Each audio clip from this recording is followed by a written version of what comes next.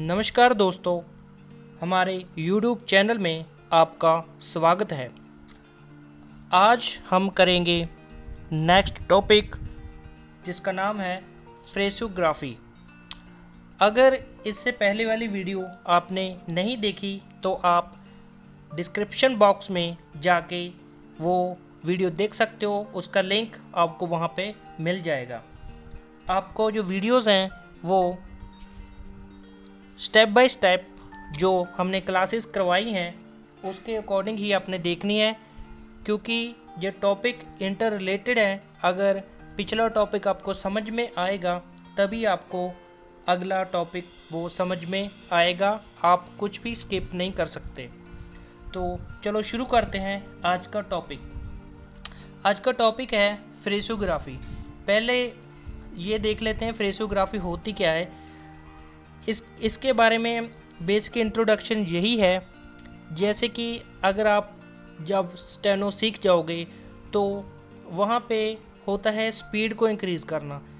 जैसे आपकी 80 की स्पीड हो गई है, आपने 100 की स्पीड पे जाना है या 100 से अबव की स्पीड पे लिखना है, तो आपको जो फ्रेसोग्राफी है ये बहुत हेल्प करेगी। फ्रेसोग्राफी का मतलब होता है दो या दो से ज़्यादा वर्ड्स को एक साथ ज्वाइन करके लिख देने को फ्रेसोग्राफी बोल देते हैं।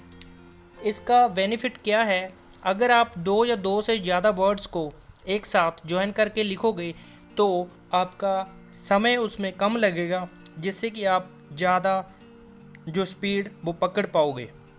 जैसे यहाँ पे एग्जांपल के लिए मैंने यहाँ पे वर्ड लिखा है आई हैव। ये दोनों अलग अलग वर्ड हैं, आई और हैव। ऐसे ही मैंने यहाँ पे कुछ एग्जांपल के लिए वर्ड्स लिखे हैं। अभी मैं इसको फ्रेसोग्राफी में लिख के दिखाऊंगा कि इसको कैसे लिखना है। जैसे कि ये वर्ड है आई को हम लिखेंगे ऐसे, और जो हैव है ये यहाँ पे मैं लाइन लगा देता हूँ ताकि आपको समझ में आ जाए।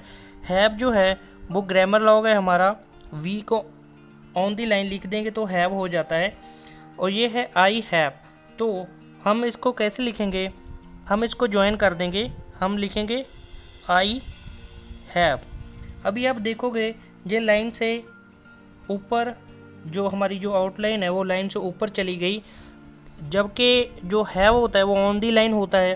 पर हमने क्या देखना है, जो हमारा फर्स्ट जो स्ट्रोक होगा, चाहे वो वॉवल हो या डिप्थोंग हो, जो कुछ भी हो, वो हमें राइट प्लेस पे लगाना है। उसके साथ जो भी ज्वाइन करके आ रहा है उसको हमने नहीं देखना, वो कहीं पे भी हो वो मैटर नहीं करता।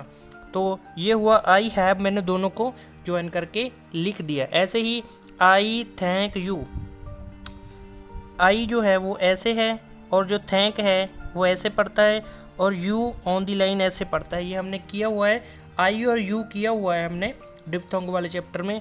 और ये जो थैंक है, थैंक एक ग्रामर लॉग है जो इसी चैप्टर का है, वो भी हम अभी करेंगे। अभी के लिए यही समझ लो ये थैंक है। तो अभी ये तीनों अलग अलग हैं, इनको लिखने में हमें टाइम लगता है, आई थैंक यू। पर अगर हम इसको फ्रेसोग्राफी में लिखें तो हम बड़ी आसानी से ऐसे लिख देंगे। आप देखोगे इस आउटलाइन को लिखने में मुझे इसके मुकाबले बहुत ही कम समय लगा। ऐसे ही हम जो स्पीड है वो ज़्यादा लिख सकते हैं कम समय में, वही फ्रेसोग्राफी का मतलब होता है। ये हुआ आई थैंक यू, इन तीनों को ज्वाइन करके हमने लिख दिया। ऐसे ही आई विल, ये भी मैंने सीधा ज्वाइन करके आपको बता दिया, आई विल। आप ऐसे लिख सकते हैं। आप देखोगे यहाँ तक देखोगे ये आई है और ये एल है, और दोनों को ज्वाइन करके आई विल। तो ये हुआ फ्रेसोग्राफी। ये मैंने इसकी एग्जांपल बता दे दी और डेफिनेशन भी बता दी। और अभी हमने जैसे अभी तक जो भी चैप्टर्स किए हैं उसमें हमने ग्रामर लॉग किया था, द, ऑफ, एंड, शुड। ये सारे हमने ग्रामर लॉग उसमें किए थे। और पर हम लिखते कैसे हैं, जैसे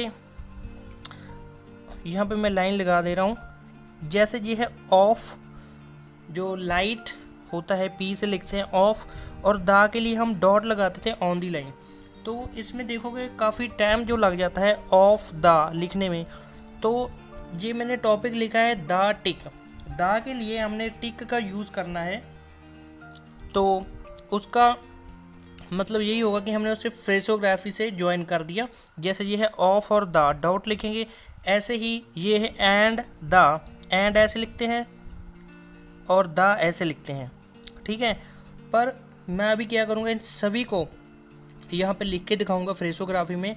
द के लिए हम टिक यूज़ कर देंगे और फिर आप आगे जब भी द इन वर्ड के बाद द आता है तो आप उसको ज्वाइन करके ही लिखेंगे, जिससे कि लिखने में आसानी होगी।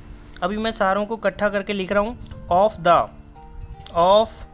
The end the, should the, with the. अभी आप देखोगे ये जो विद, ये कुछ इसमें वर्ड आएंगे जो कि ग्रामर लॉग है, इसी चैप्टर के हैं। पर पहले मैं आपको कॉन्सेप्ट समझाना चाहता था, इसलिए मैं यहाँ पे डायरेक्ट आपको वो बना के दिखा रहा हूँ। उसके बाद हम ग्रामर लॉग पे भी आ जाएंगे तो आपका ये पूरे का पूरा क्लियर हो जाएगा। ऐसे ही with the, by the,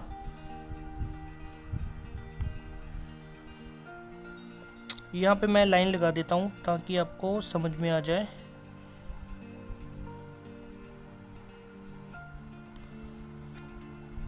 with ऊपर होता है, बाय द भी ऊपर होता है, और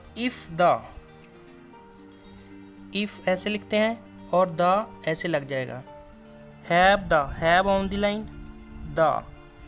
अभी आप देखोगे मैंने सबके साथ ये टिक लगा दी है और उसका मतलब है द पीछे लग गया। Of the, and the, should the, with the, by the, if the, have the.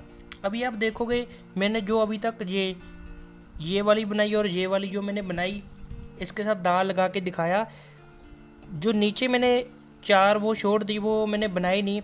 उसका रीज़न ये है, जो मैंने ऊपर वाली ये सारी बना के बताई, इसमें आप देखोगे जो दा का टिक है वो नीचे की तरफ लगेगा, सभी में नीचे की तरफ लगेगा। और जो ये अभी मैंने छोड़ दे, इनमें जो टिक है वो ऊपर की अपवर्ड डायरेक्शन में टिक लग जाएगा। है टिक यहाँ पे डाउनवर्ड डायरेक्शन में, यहाँ पे अपवर्ड डायरेक्शन में है, तो इसलिए मैंने थोड़ा सा इसको क्लासीफाई कर दिया। और मतलब कि यही है इसका, आप जो टिक है उसको अपनी सुविधा के हिसाब से ऊपर या नीचे कहीं पे भी लगा सकते हो। अभी इसको देखते हैं। बियॉन्ड, ये हमने ग्रामर लॉग किया है। बियॉन्ड जो ऊपर को लगा दोगे, बियॉन्ड द, व्हाट द,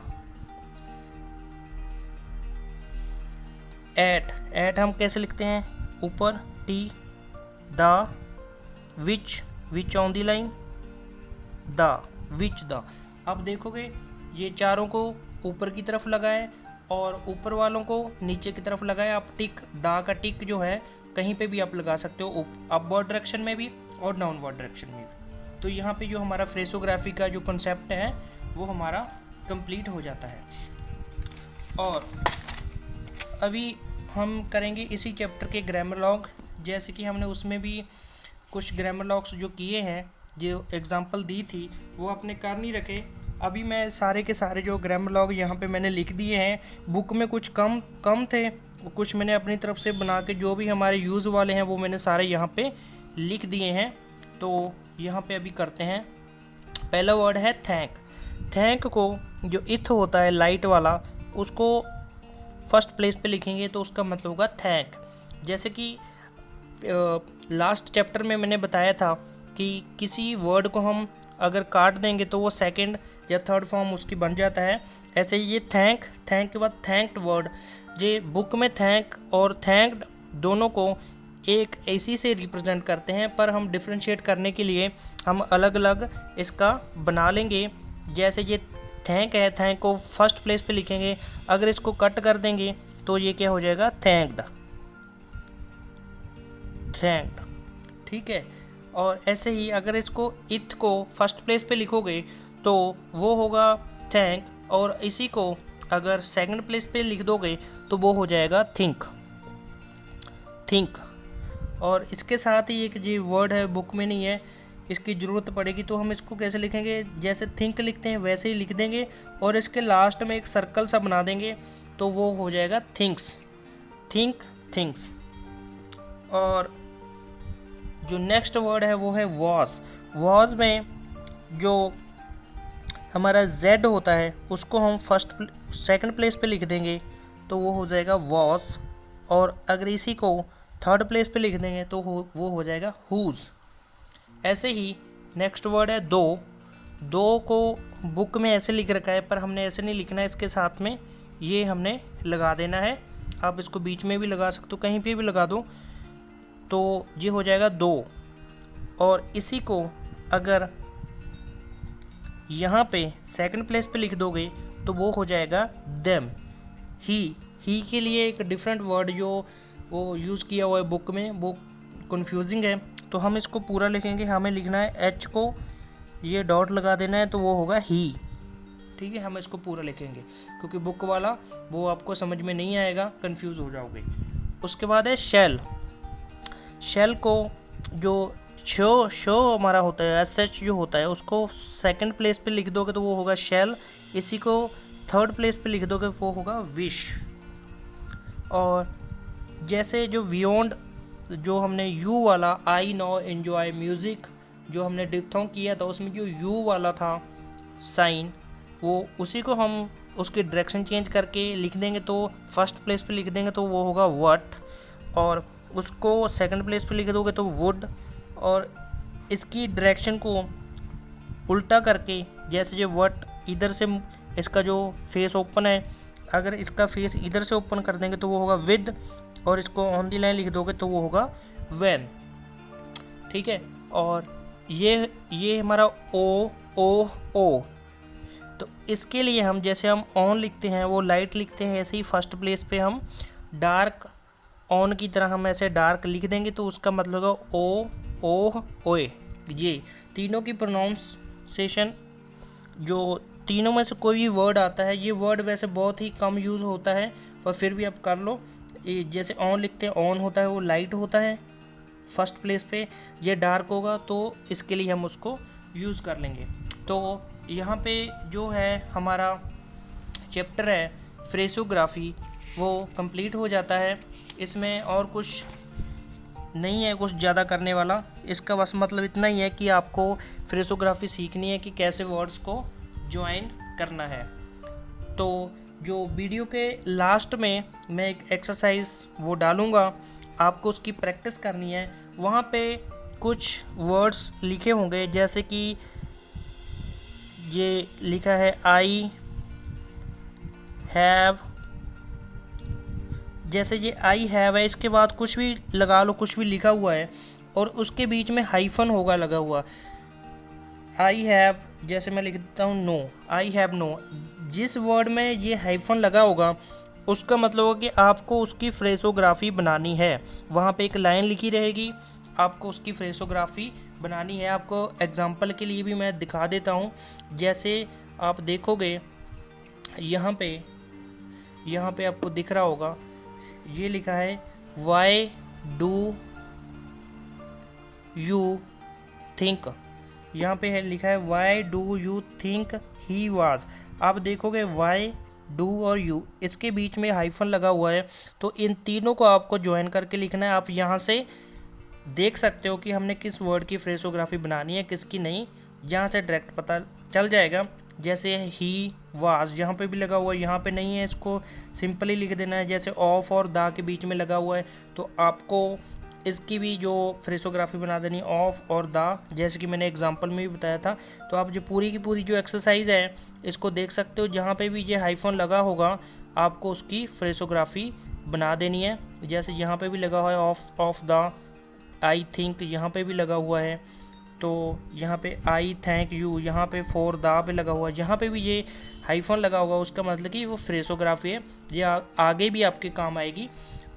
मैं ऐसे एक्सरसाइज दूंगा, आपको इसको देख के प्रैक्टिस करनी है और इसके जो आंसर हैं वो इसके बाद ही मैं वो भी अपलोड कर दूंगा, तो आप उसकी प्रैक्टिस करके उसके साथ टैली कर सकते हो।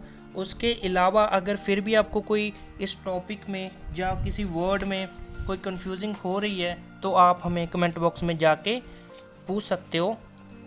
हम श्योरली आपके जो डाउट्स हैं उसको ज़रूर क्लियर करेंगे। तो आज के लिए इतना ही, मिलते हैं नेक्स्ट वीडियो में नेक्स्ट टॉपिक के साथ। तब तक प्रैक्टिस जारी रखें और ऐसे वीडियोस पाने के लिए हमारे चैनल को सब्सक्राइब करें। Thanks for watching. थैंक्स।